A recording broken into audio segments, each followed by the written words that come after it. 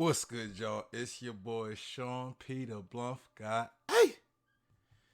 And we are back with another One Piece chapter reaction. And today's chapter is chapter 1067, Punk Records. Man, it sounds like a music production out here. Like we about to sign some artists out here. Now, before we get into the chapter, make sure you guys hit that like button. Also, subscribe. Hit that bell for notifications. Also, comment down below. Let me know your thoughts on the chapter. What do you agree with? What do you disagree with as far as what I've said when I give my opinion? Follow me on Twitch so you can catch me live and you can engage with me in real time. Also, follow me on Instagram, Facebook, and Twitter. And make sure you join the Discord, especially if you love to talk One Piece, share your theories, all that good stuff. Join the Discord. It's also the best place to send me content, especially One Piece content that I will react to in the One Piece One Piece reaction.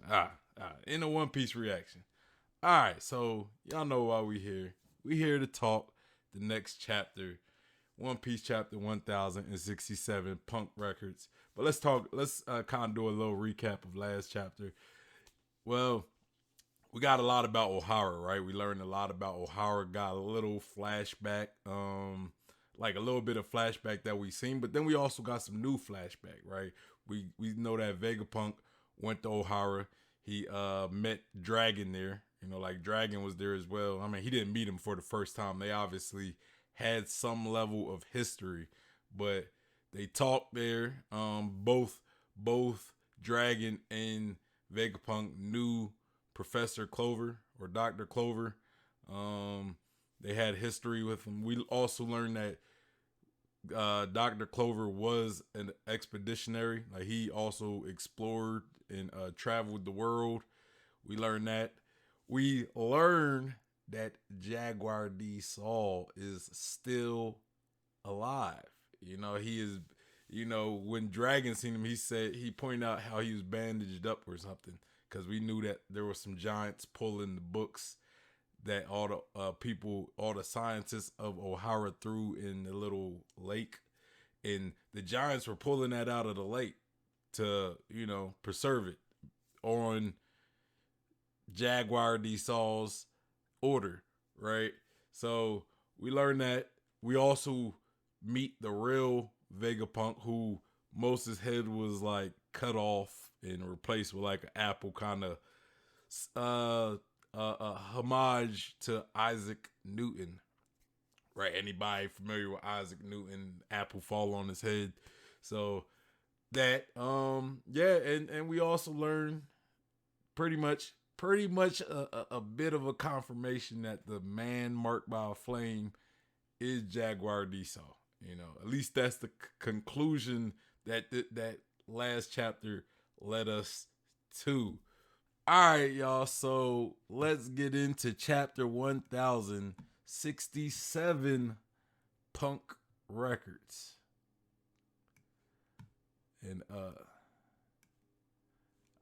right, so we got a cover page here, and it says German 66 Cold Blooded Voyage Volume 24. I forgot. Who are you again? Judge versus Caesar. So we see Caesar and Judge both facing off at each other, like facing off on each other, and supposedly they don't know each other or they forgot who each other are, but I think that's more of like they're doing that. It's like a troll, right? Like when you know somebody, you know them, they know you know them, but you pretend like you don't know them just to kind of troll them. I think that's all that is. Because from the looks of it, maybe the whole Mads science group, maybe they split on bad terms, right? Like maybe they separated on bad terms, So I'm hoping we learn more about them, either in this cover story, either Vegapunk, or maybe if Judge and Caesar reunites with Vegapunk, then maybe we'll get like a flashback of how it was with them working together. You know, like their split, their breakup. Because supposedly, I think Vegapunk got captured by the world, possibly got captured by the world government, and then decided to start working for him. But you know, maybe Vegapunk didn't have much say. Maybe he just got captured, and the other ones, you know, I don't know. I don't know how it worked for Caesar, Judge, and Queen, but I hope Oda do expand on the pretty much the lifespan of the Mad Science Group and maybe the dissolution of it. I would love to see that. I would love to see that. Even it doesn't have to be like a whole long ass flashback. It could be like a couple pages in a chapter, and I'll be fine with that. Right? I'll be fine with that. It doesn't have to be a long drawn out flashback. Just give me short flashback, how Mads, how they operated, and then how they split up. Even how did they get together? You know, I wouldn't mind seeing how they started the science group either. That would be dope in my opinion. But yeah, let's get into it. Let's get into it. But so yeah, we see Ichiji and Niji both pretty much watching as Caesar and Judge square off on each other. Yeah, man, I'm low key excited to where this cover story go. You know, I am excited by where this cover story goes, especially since we're in the Vegapunk arc, the Egghead arc, and coincide with this arc, we are getting we're getting some Judge and Caesar meeting up. So we're getting like some mad stuff in the cover page, and we're getting some mad stuff in the arc. All right, so we see Jory Bonnie screaming at Vegapunk, "What happened to your head? It used to be like a massive light bulb." And there's like an older quote that says, "A most curious head."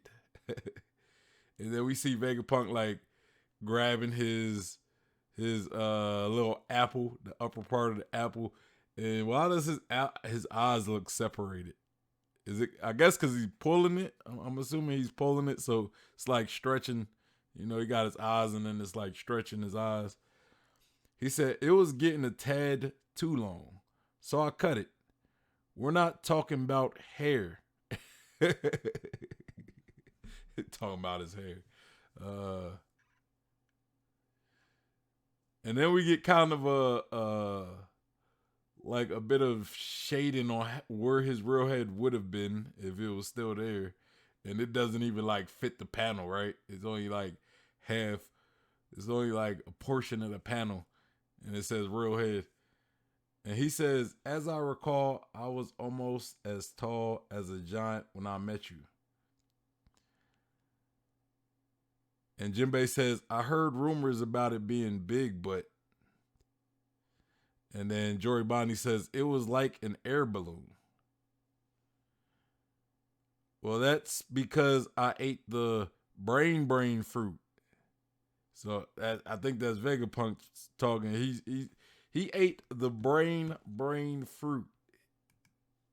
So I feel as though we got confirmation that Vegapunk is a devil fruit eater. So he's smart because of a devil fruit, supposedly. You know what I'm saying? So it just kind of confirms.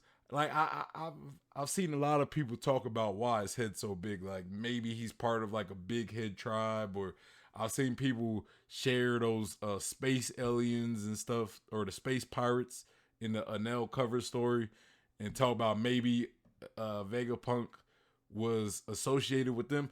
Me personally, I didn't think that. I personally thought it was a unique trait to Vegapunk. You know, maybe his brain just grows. Like maybe when he was born, he was born with a normal size head, but it just grew because, you know, One Piece. You know, he was just so smart that his brain grew, or a devil fruit. I feel as though I've said that, or maybe somebody in the chat might have stated something about a devil fruit, and I agreed with it. But I thought his brain was just abnormal. I didn't think he was part of no big head, no elongated head tribe like Fukurokuju. I heard that, or the those space pirates with the big heads on their thing. Nah, I thought it was just a unique trait for Vegapunk of why his head was big. Maybe because he was just so smart, or because of a devil fruit. And we got confirmation he ate a brain fruit, you know. And then we get a translator note. It says in Japanese, he gets tongue tied trying to say the fruit's name. No me, no me, no me. That's the the no me, no me, no me. Oh, I like that. I like that. But I can see why you get tongue tied saying the no me, no me, no me. Yo, I would have never thought we would have got a devil fruit called the no me, no me, no me. Oh, I'm loving it. I'm loving it. It's just such an older thing to do, man. Such an older thing. Then he says, "Pardon me. I bit my tongue. I meant to say I'm a brainy human because I ate the brain fruit. It allows me to memorize an unlimited amount of knowledge and makes my brain grow in size accordingly. Having an unlimited data bank is a handy ability for a born genius like me." Oh, okay.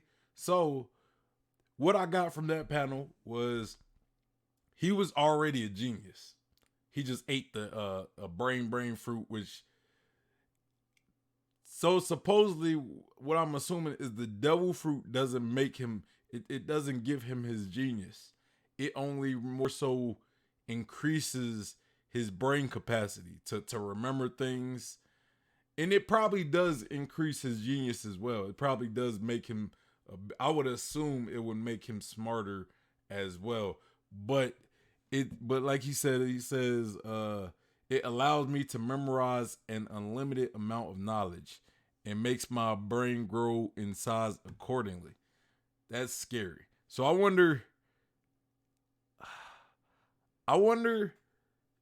can his brain continue to grow even though he cut most of it off?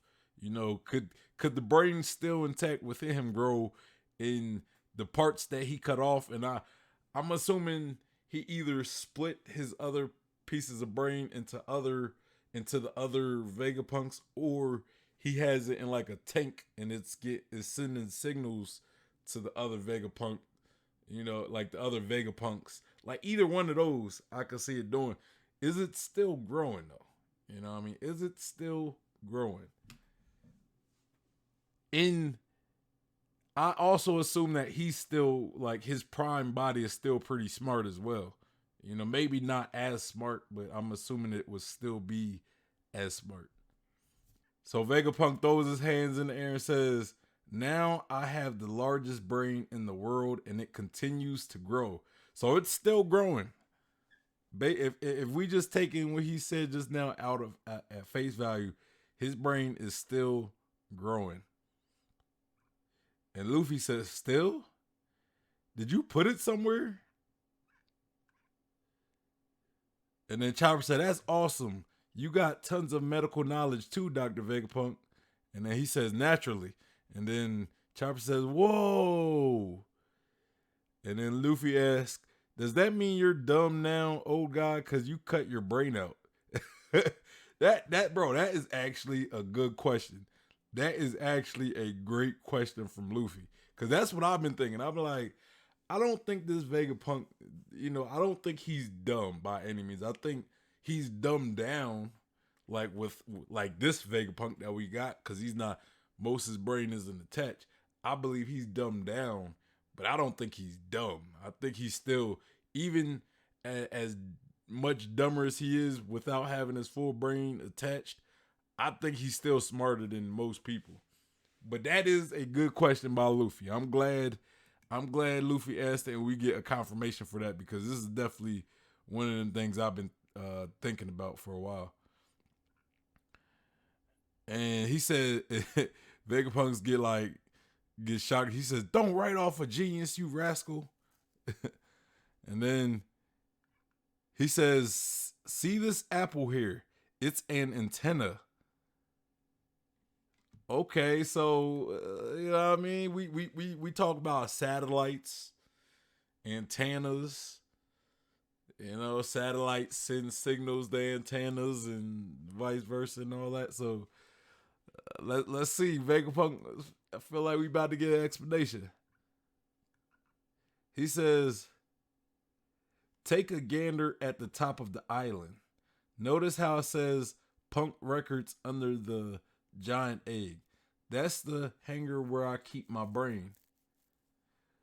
Okay, so I think I was right. I think I was right. I don't think he split his brain up in a different uh like I don't think he split his brain up among the other Vegapunks. I think his brain is intact in one location. You know what I'm saying?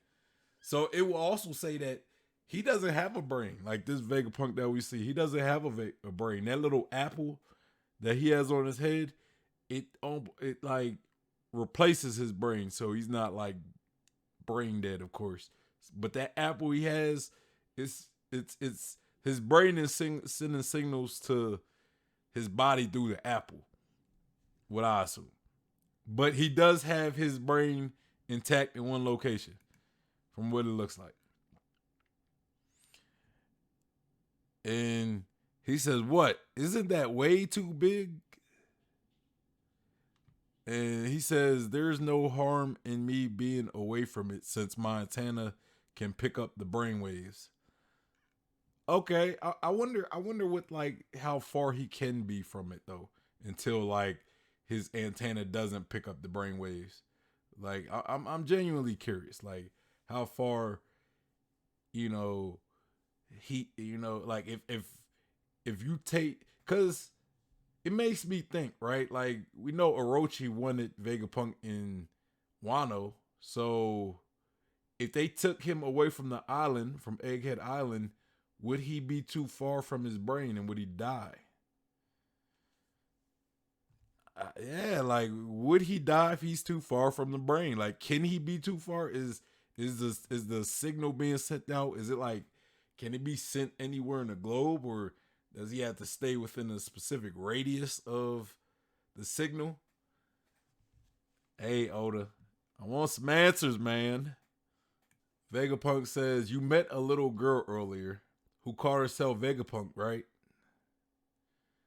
He said, "That's one of my clones. There are 6 on the islands. Clones." Okay, so yes, they are indeed clones. Now, I don't know about Pythagoras and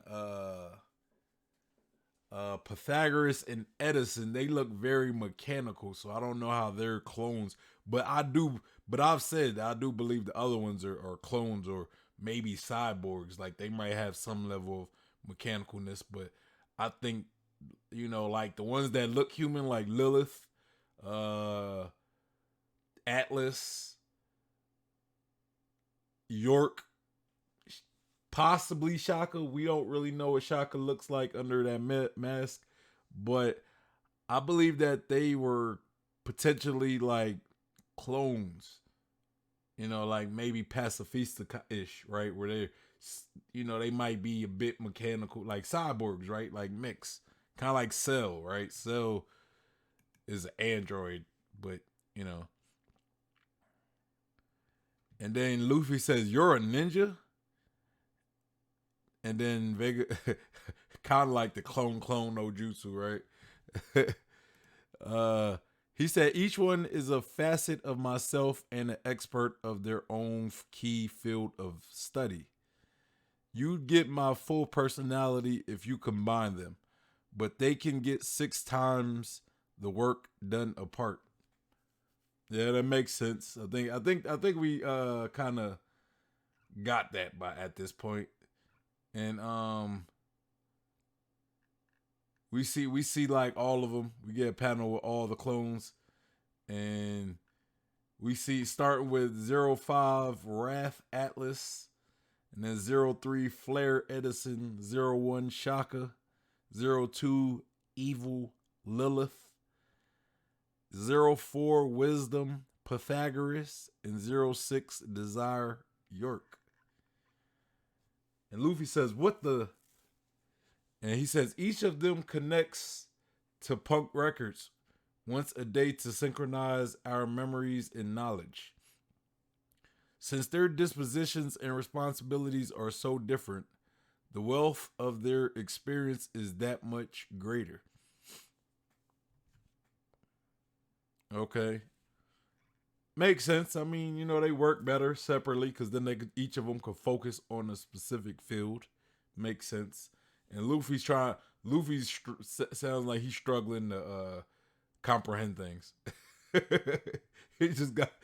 My man got this confused ass face like, bruh, you are talking Spanish to me right now. And Jinbei says, you all share the same brain. I find it difficult to wrap my head around that. I mean, bruh, Vegapunk, bro. Vegapunk. So Vegapunk explains, just think of it as sharing the same library. If only I could let everyone in the world connect to my brain, all of humanity would access to my knowledge. Bro, that would be wild, bro. Like, I wonder if he could get other people to connect to it too as well though. Like, I wonder, I'm curious. You know, I know his clones are specifically made with his genetics, right? So, you know, he specifically made them to be able to connect to it. So I don't know if other people would be able to, but that'd be dope. That'd be dope.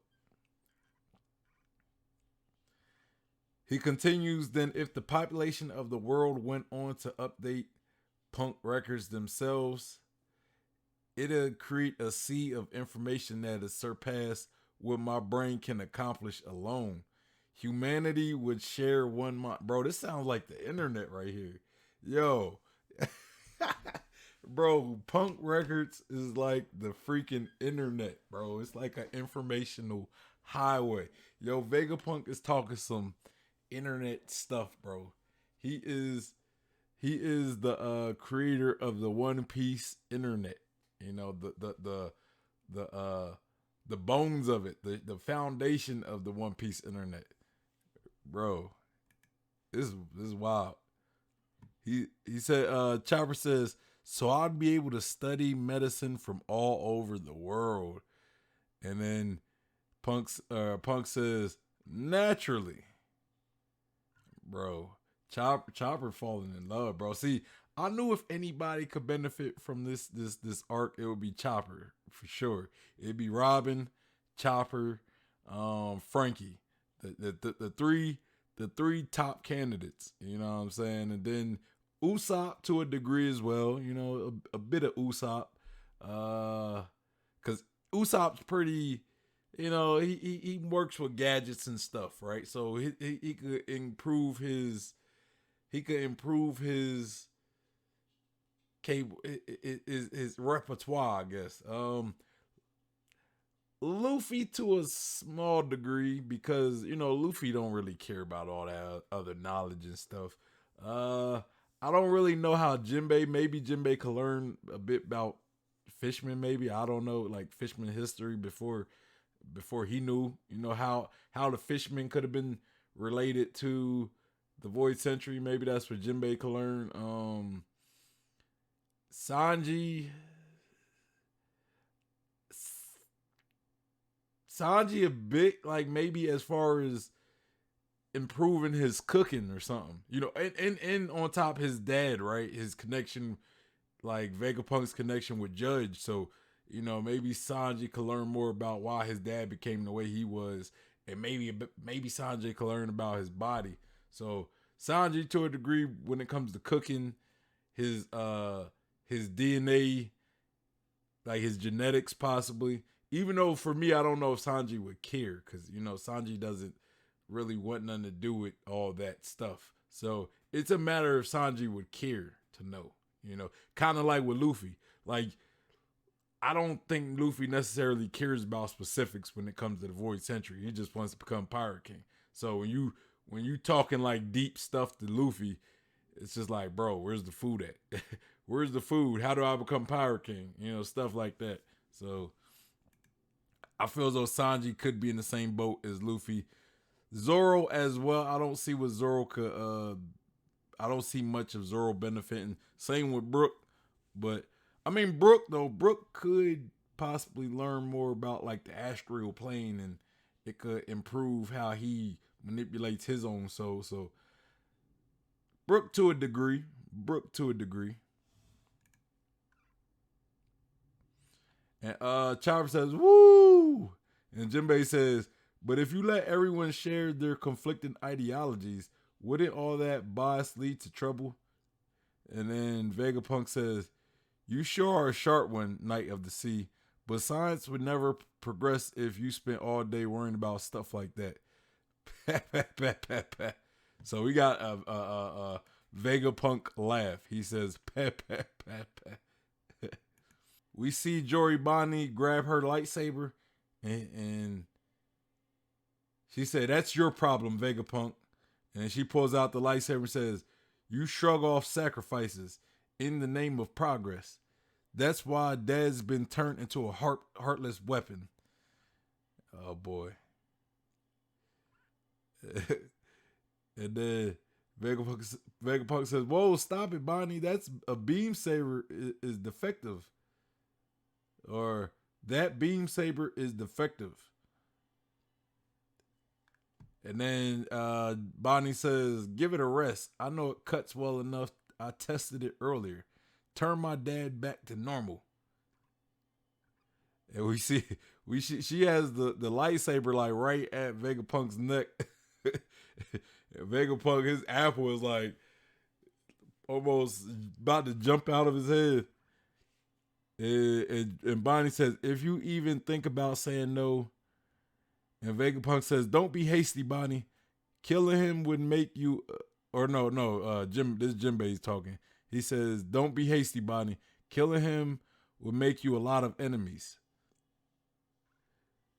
And I don't know if this is Vegapunk speaking or if this is like Luffy speaking. He says, hit the off switch, Bonnie." I think this is Vegapunk.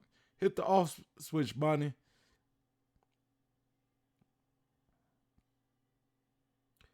And then Vegapunk says, "That beam attracts a ludicrous number of bugs." And we see like all these bugs uh, flying towards the beam. And Bonnie says, "Huh?" Bonnie is screaming, "Ah, Kaya!" And we see these things look like mosquitoes or something. And they're all like all getting attracted to this light. And we see Bonnie passed out. I don't know if she actually got attacked by these bugs, but we see Luffy over Jory Bonnie's body holding a beetle, and Luffy says, "Check it out, Bonnie, a giant stag beetle." And Chopper said, "This isn't the time for beetles. Look at her, she fainted." And then Vegapunk says, "Ah, that makes perfect sense." And Punk says, "Of course Bonnie wants me dead. It's ironic that one of my many failures saved me." Speaking of which, you guys were recently in Wano, correct? And then he asks, "You wouldn't happen to know whether a dragon just like Kaido really appeared?" Oh. Oh. We about to get some. We might get an explanation onto that quote unquote defective artificial devil fruit that Momonosuke ate. Right? We've been talking about why it was a failure, because Vegapunk said it was a failure. The world government deemed it a failure. So maybe based on Vegapunk's reaction, maybe he didn't realize it wasn't a failure.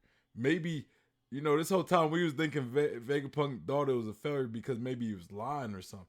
Maybe Vegapunk didn't know. Maybe Vegapunk didn't know.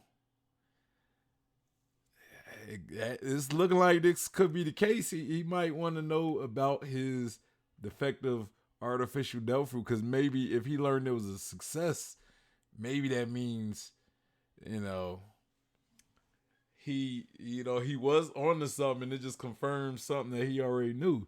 Okay, let's go. Luffy says, "You're talking about Momo."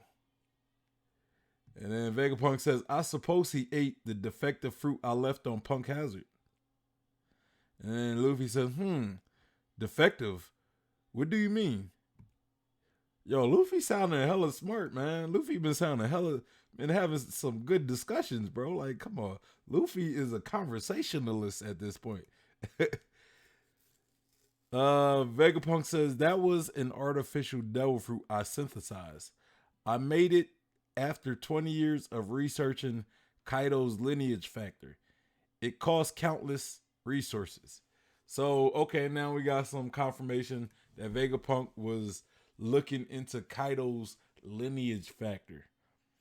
Right? So, if he still has some of Kaido's DNA, maybe these Seraphim have some of Kaido's lineage as well, which wouldn't be a stretch, because they do have the Lunarian biology, and we know that Kaido and King were both being experimented on at the same time. So, damn, man, these Seraphim probably do have some Kaido,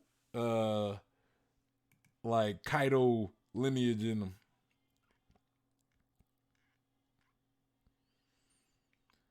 And then Vegapunk says, "But I couldn't get it quite right." And then I think Luffy's talking. He says, "Oh, so that's why he's the same as Kaido. But it worked out just fine. He can still spit fire, and he's super strong. He's the guardian deity of Wano now." And he says, or Luffy says, "You really made that awesome." And then Vegapunk said, "And his color?" Luffy says, "Pink."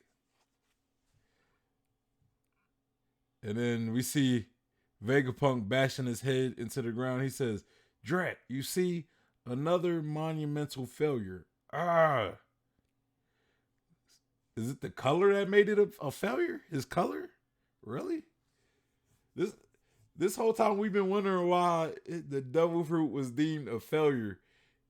And it's the color, the fact that it's pink and not maybe blue, I guess, that maybe Vegapunk thought it was supposed to be. The color? Really? The color? Luffy says, "What's wrong with that?" Jinbei says, "I get it. He's a genius and a perfectionist." So, is it a failure because Vegapunk is a perfectionist and it wasn't the color that Vegapunk wanted?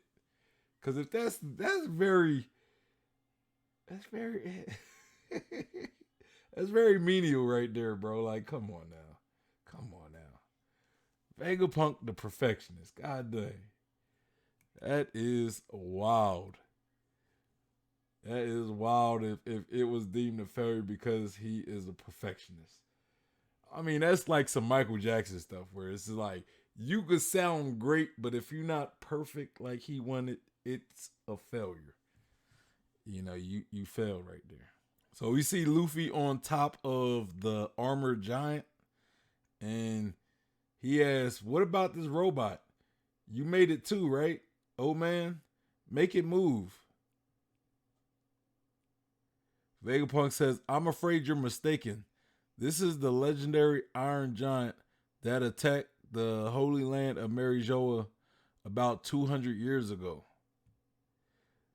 So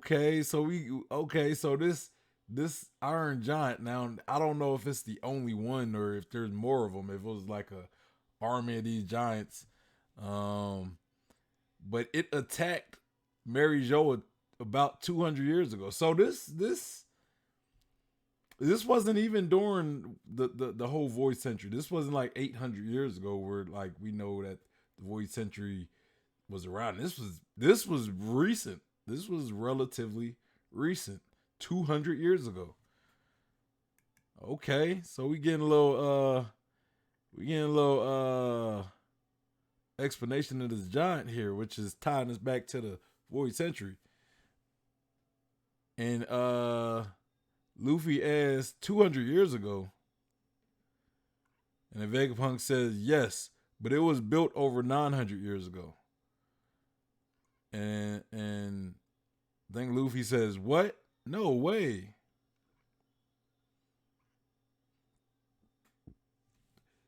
And Vegapunk says its objective remains unknown.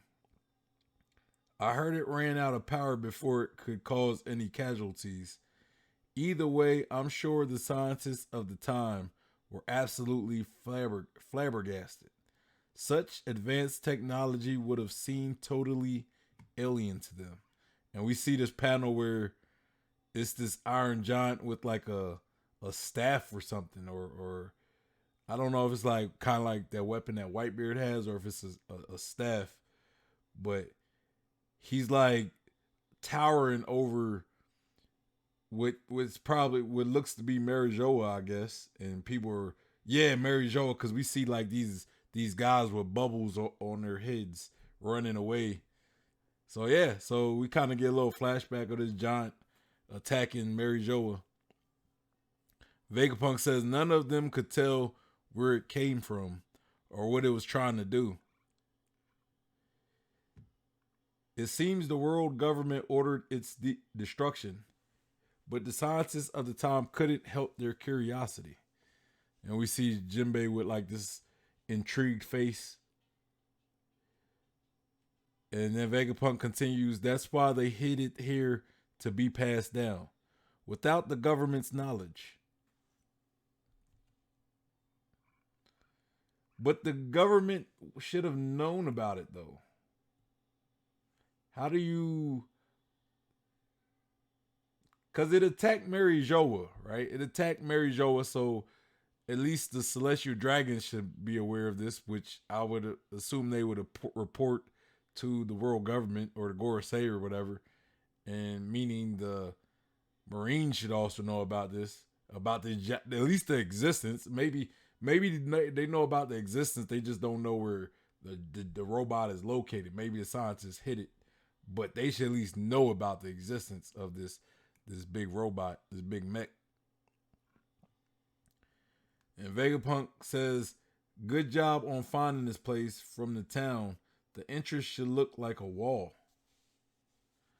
And then Luffy says, we just stumbled here since we were all old and senile.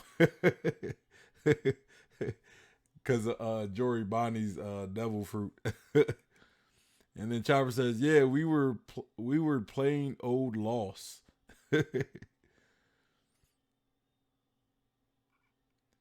And then we get like we get like I guess we're watching on a screen or something because it says, oh, it's a shame, kind of like it's over Din Din Mushi.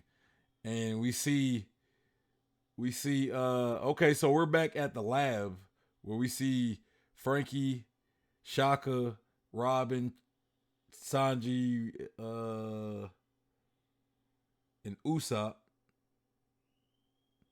all looking at this screen with Luffy, and so they're pretty much watching. They're looking at like Vegapunk, Luffy, and Jinbei and Chopper on the screen, and so they must be okay. So they're listening to this conversation that Vegapunk is having with Luffy.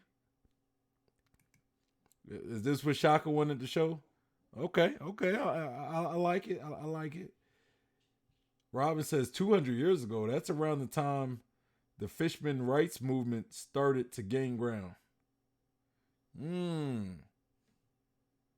Okay. And then I think Franky says, so you're saying that robot climbed the red line? And then Shaka says, most likely. Okay, so that Fishman rights movement was referenced. We get a translator note. It said this might be a reference to chapter 620.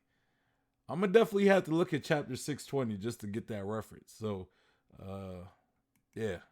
So we see we're at the other group, the other Straw Hat group, and we see Shaka speaking. He says, "I created Vega Force Zero One based on what I learned from it, but I lack the scientific prowess to reverse engineer every aspect of it.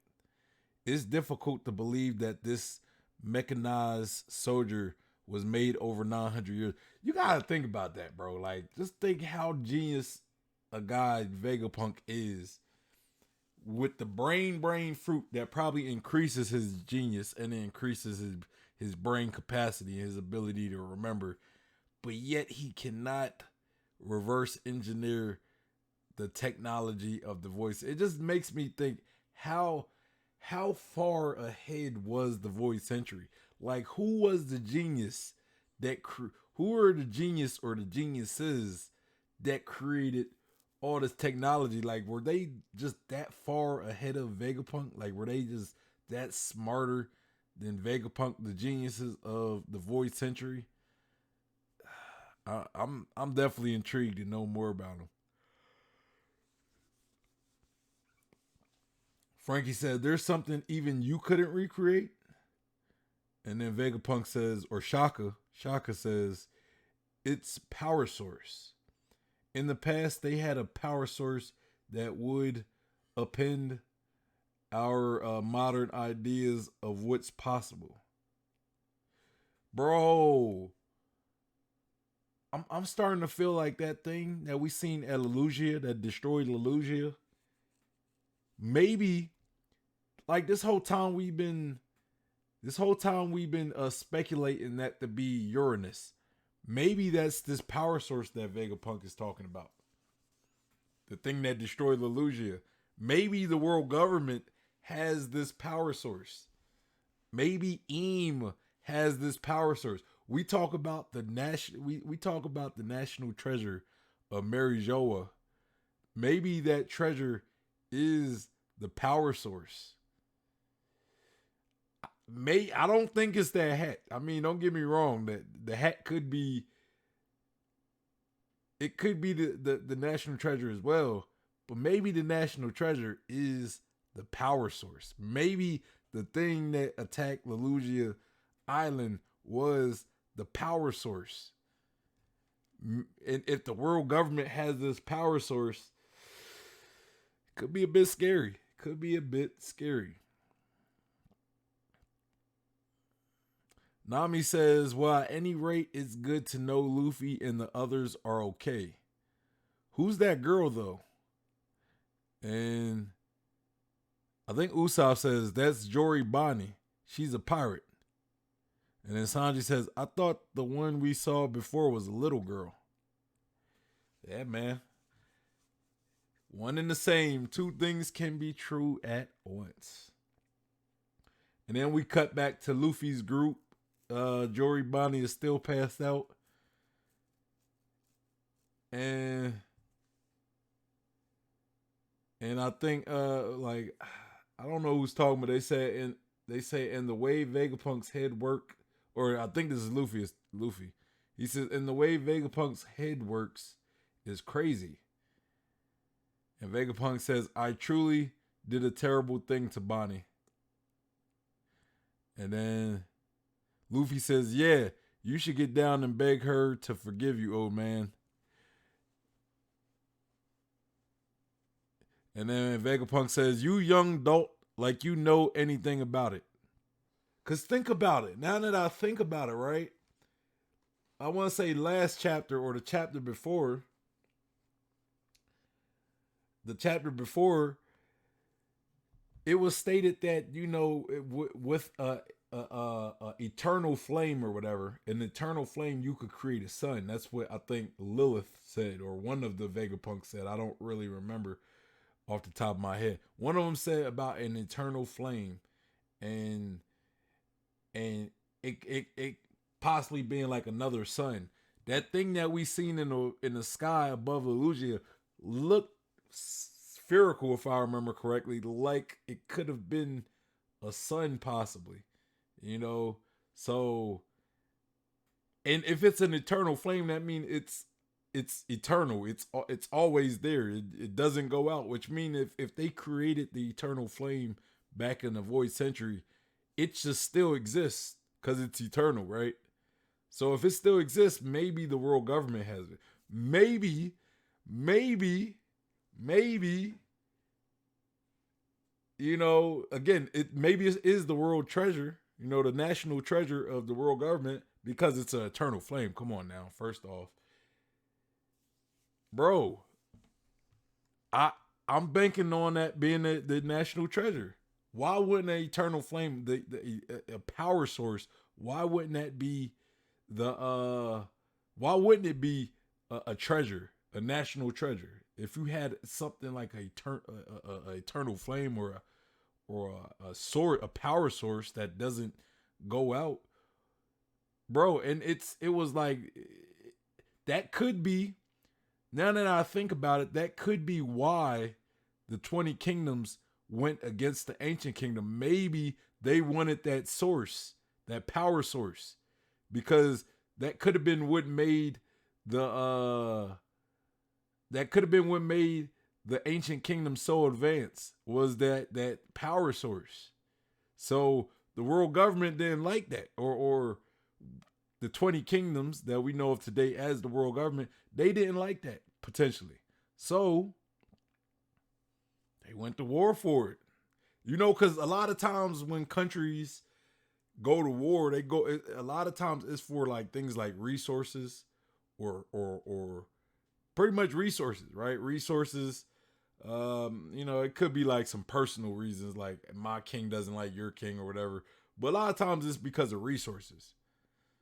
Maybe the 20 kingdoms wanted that resource, that power source.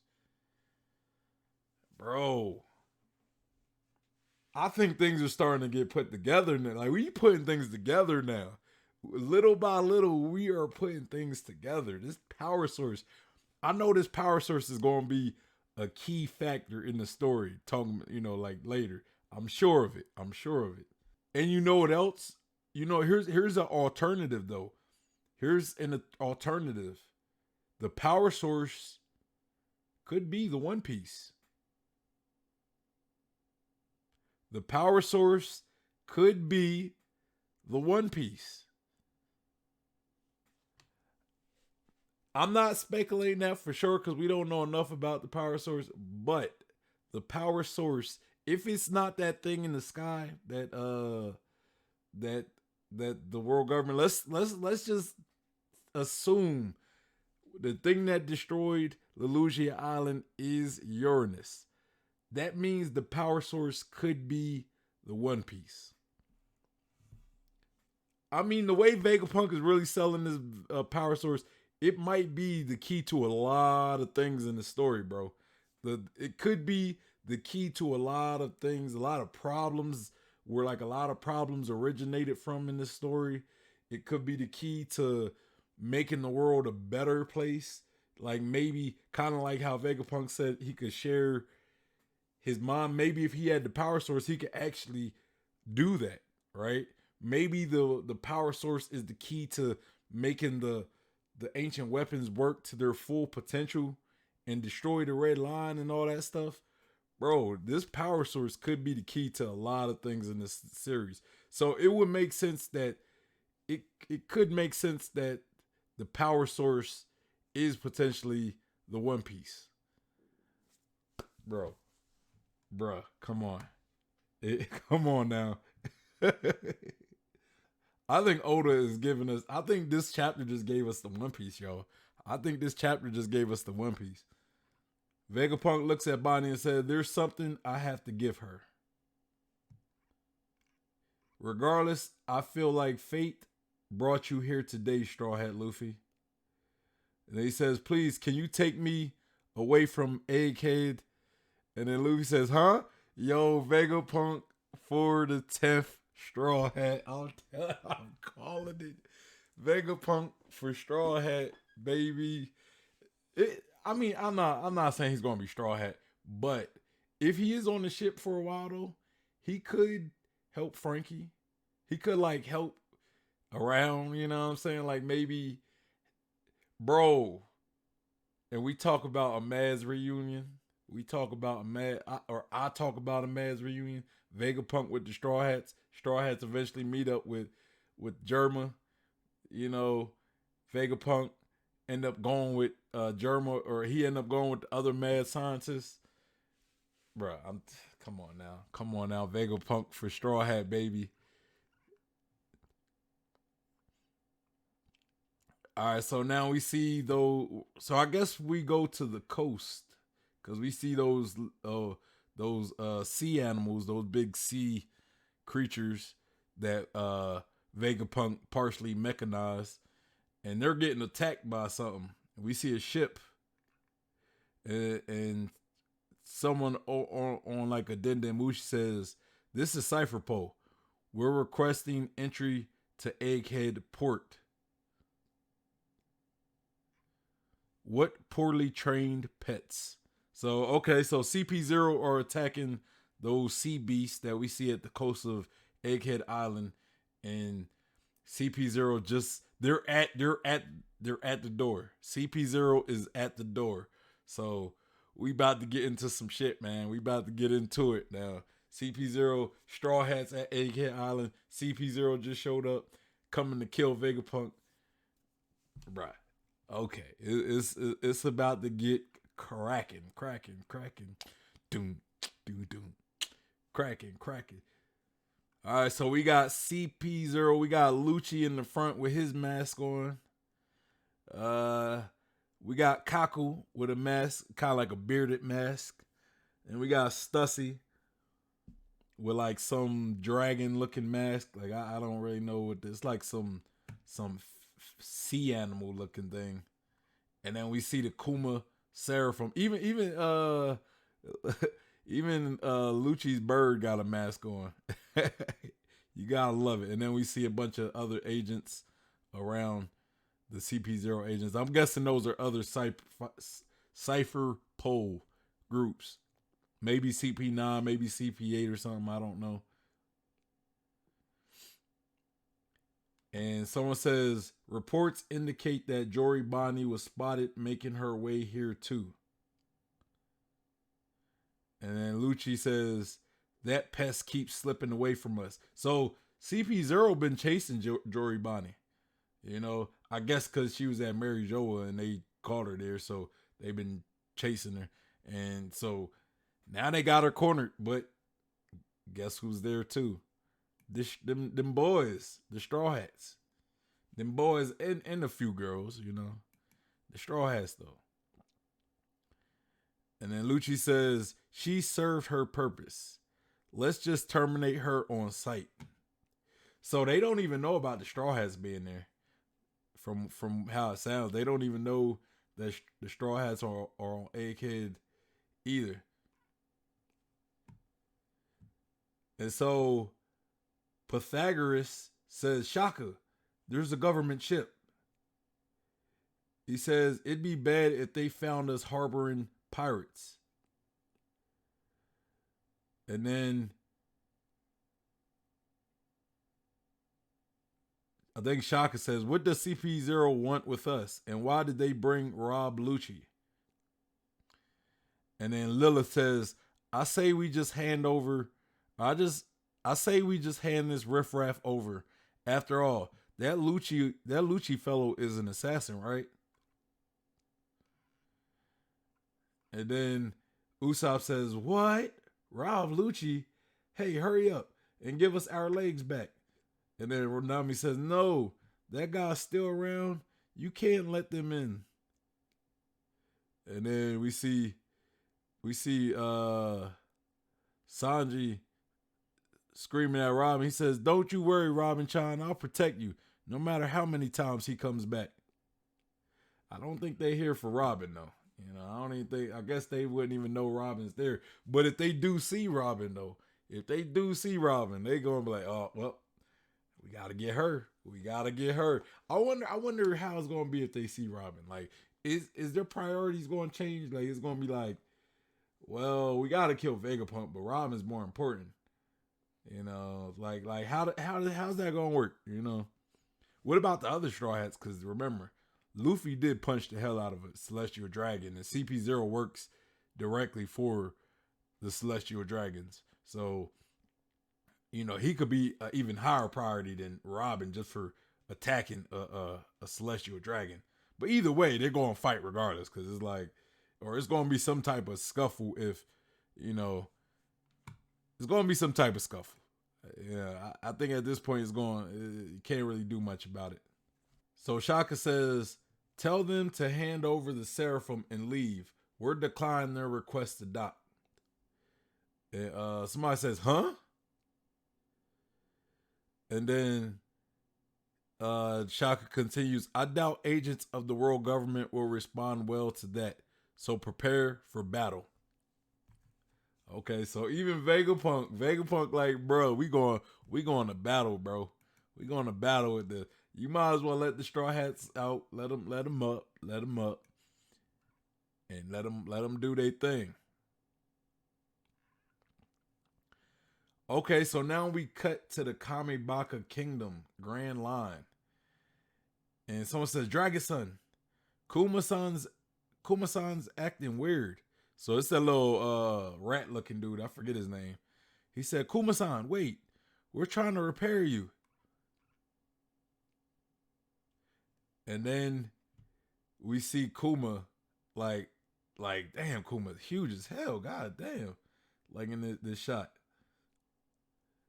And like his parts are like you know, like they're all showing and he's like standing up and they say, Kuma-san, what's wrong?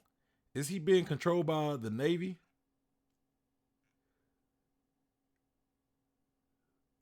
Oh, okay. What's going on? What's going on with Kuma-san? What is going on with Kuma-san? So, Koala screams, Kuma-san, where are you going? You're in no state to be moving like that. We see Kuma like running, and he's dragging like a bunch of like other machinery. I guess the machinery they're trying to fix him with. He's dragging that, and then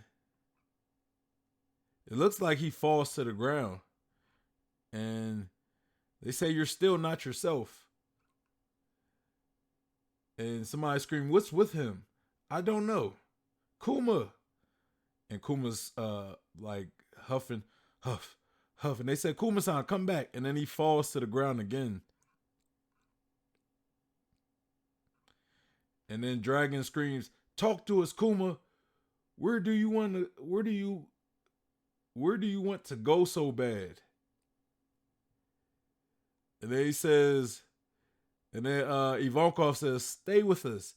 We are not done fighting. The Revolutionary Army is just getting started. And then it says, a mad dash to where? Chapter 1067 end. Break next week. Bro. Bruh. Things is getting real. So, all right, so man, bro, these chapters been throwing so much, bro. It's just hard to talk about them. But okay, so first, you know, we kind of get an explanation to Vegapunk's head, right? We learn that he ate the brain fruit, also called the Nomi Nomi No Mi. The Nomi Nomi No Mi, right? That's a mouthful right there. The Nomi Nomi No Mi, which is the brain fruit, which according to him it increases his capacity to remember information he takes in. You know, he never said anything about it increasing your intelligence. I mean, I guess it does indirectly, right? Like if the more you can remember, the more your intelligence grows, right? So it does indeed, but he was also born a genius before because he said a genius like me, like a natural born genius like me, like the devil fruit works well with a natural born genius like me. So we learn he has the brain fruit, aka the Know Me Know Me. He also we also know that cyborg that they created. We learned that was created 200 or it was created 800 years ago or 900 years ago, and it was last active 200 years ago, and it attacked Mary Joa 200 years ago. We don't know why, but some reason it did, you know. And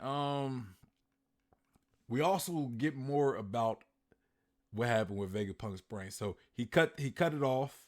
He cut it off, and supposedly it's stored somewhere. It's stored somewhere within Vegapunk Records.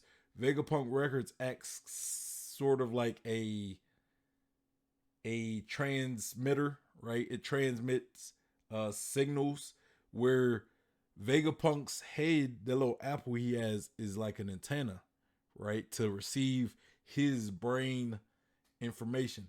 Also, the other satellites that we see, the other Vegapunks, they are also like antennas. They're called satellites, right? Satellites and antennas. Very one-to-one type situation. And they're all getting information fed from Vegapunk Records, which stores his brain and send these signals out, these brain signals, to each of the Vegapunks. And Vegapunk said, hey, if I could get everybody in the world to be a part of, to receive signals from Vegapunk Records or Punk Records, hey, we'll do way more together than we would with me alone, So we learn more about Vegapunk's brain and him splitting it up, or not splitting it up, but him creating these clones and him using Punk Records to send signals, and they're pretty much working as separate Vegapunks, but they all specialize in specific areas, which mean that more stuff gets done, because he doesn't have to worry about doing the research and inventing stuff and also collecting data and then also using the bathroom and stuff. He doesn't have to worry about doing that. Each one of them are designated for specific fields,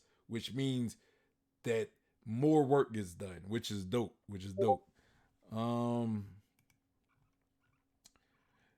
And we also see Bonnie tries to attack Vegapunk, with that lightsaber, but the lightsaber end up attracting bugs, which makes her pass out. And Vegapunk says he has something to show Bonnie, maybe something that's going to reverse Kuma potentially, or maybe there is another Kuma clone. Maybe Kuma has another clone where it's going to be Kuma. You know what I mean? I don't know about that, but I'm just throwing that out there. We don't know what Vegapunk has to show Bonnie, but it's something. It's something important. Seems to be. We also seen that the other group of the Straw Hats, they're also watching the Prime Vegapunk talk to Luffy, Jinbei, and Jory Bonnie. So, and Chopper. So now they know that Luffy and Jinbei and Chopper are safe. They was a little confused about Jory Bonnie because when they last seen her as a little girl, and now they see her in her normal state, right? They see her in her normal state. So, yeah, we also end the chapter with, or before I end the chapter, we also see Vegapunk ask Luffy about, like, he was like, "Hey, you was in Wano, right? Did you see another dragon outside of Kaido?" And Luffy was like, "Yeah, that's Momonosuke. He ate the artificial fruit that you created."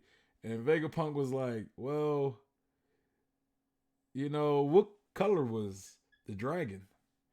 Luffy was like, "Pink," and Vegapunk was devastated. So this whole time we was assuming, like, why was that artificial devil fruit a failure? Why was it deemed a failure? It's not because it was actually defective. It was because of the color of the dragon that you turn into.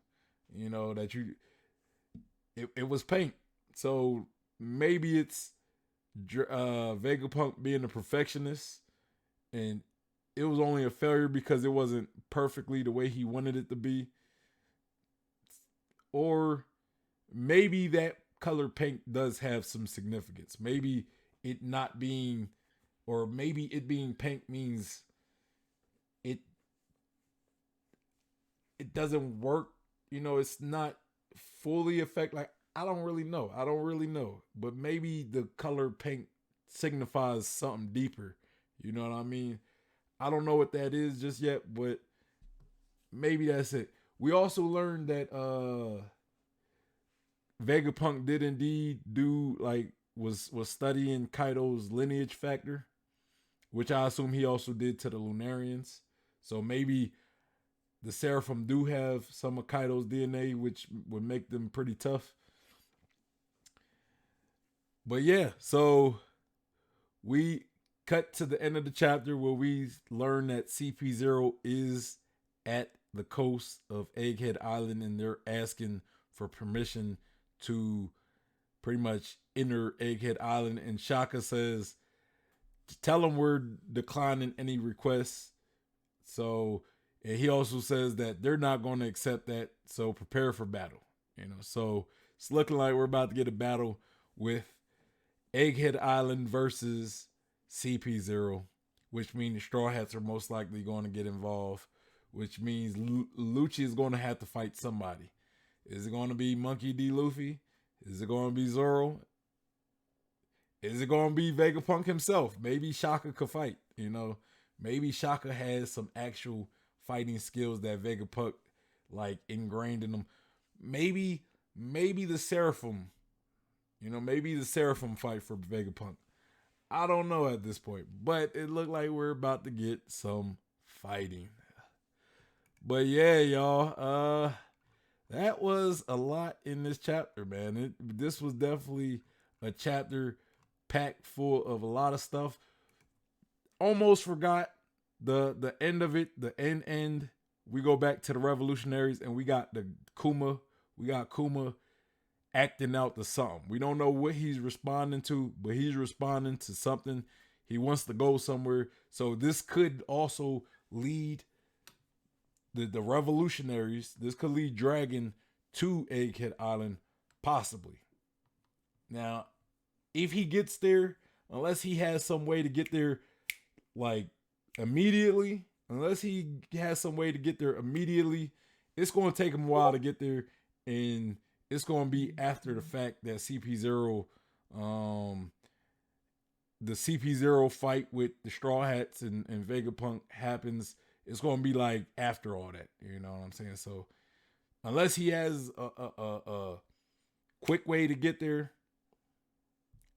which Kuma is there, Kuma with the paw fruit. So if anybody can get the revolutionaries to Egghead Island immediately, it would be Kuma, who is with the revolutionaries at the moment. But again, he's not himself, so I don't know how that works. But yeah, y'all, that is definitely the chapter. That is chapter 1067, Punk Records. And we are on a break next week, which is good for me because I will not be here to make any to react to a chapter if it was to drop next week. So I got a nice little week break that I could come back the week after and do the chapter. So that works out well for me. Even though I normally hate break weeks, I hate break weeks, but it is Thanksgiving next week. I don't know when you guys are watching this. It is Thanksgiving next week, so it works out. But yeah, that is the chapter, y'all. And great chapter. Great follow-up chapter. A great follow-up to a great chapter, which chapter 1066. Beautiful. But yeah, y'all, that is a chapter. Make sure you guys hit that like button. Also, subscribe, hit that bell for notifications. Comment down below your thoughts on the chapter. Is there anything that I missed? Is there anything that I missed that you want to point out to me? You know, because again, this is my first read through. I tend to miss a lot of stuff. So let me know something I missed. Let me know your thoughts on the chapter. What would you rate the chapter? I don't know what I would rate it. It would definitely be a high rating. I don't know if it's going to get like a 10 out of 10 like last chapter was, but close, close. It was still it was definitely a great chapter. We got a lot of good information, so it's up there. It's definitely up there in my opinion. Also, follow me on Twitch. Make sure you follow me on Twitch. Make sure you follow me on Twitch. That is where that's where I talk about these things live. You can engage with me in real time. Also, follow me on Instagram, Twitter, and Facebook if you want to get at me directly. And join the Discord. Come be a part of my community where we talk One Piece. We talk Bleach, the return of Bleach. We talk Chainsaw Man. We talk Naruto. We talk anime, right? We talk anime there. And if you want to be part of a future discussion stream, that is, you got to be part of the Discord, y'all. You got to be part of the Discord. And you can also send me stuff to react to, be it One Piece content or other, or other. Anyway, y'all, all of these will be in the description box below. But yeah, y'all, it's your boy Sean P. the Bluff God, and I'm out of here. Peace.